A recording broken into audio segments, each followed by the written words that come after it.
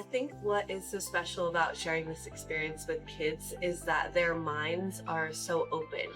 Coming into Alaska, they really don't know what to expect. So it's very much an opportunity and a privilege for us to be able to point out everything from the large megafauna here to the tiny organisms that they may overlook, and really get an idea of how important each of those organisms are to the functioning of a healthy environment.